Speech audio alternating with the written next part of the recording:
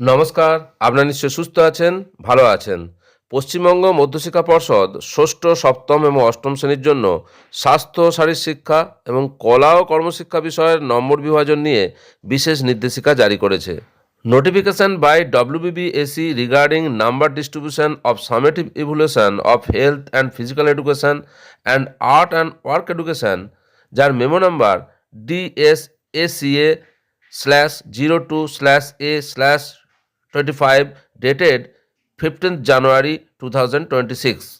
Class 6 থেকে 8-এর December 2025 এডিশনের যে health ও physical education text book, তার যে নাম্বার ডিস্ট্রিবিউশন, তার সঙ্গে হলিস্টিক প্রোগ্রেস রিপোর্ট কার্ডে দেওয়া হেলথ ও ফিজিক্যাল এডুকেশনের নাম্বার ডিস্ট্রিবিউশনের মধ্যে অমিল রয়েছে।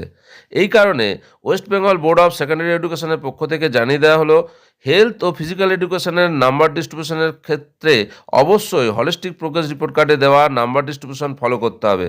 বাদবাকি বিষয়ের নাম্বার ডিস্ট্রিবিউশন অপরিবর্তিত থাকবে। বিজ্ঞপ্তিতে যে নির্দেশিকা দেওয়া হয়েছে নাম্বার ডিস্ট্রিবিউশন সম্পর্কে, সেটা একটু দেখে নেওয়া যাক।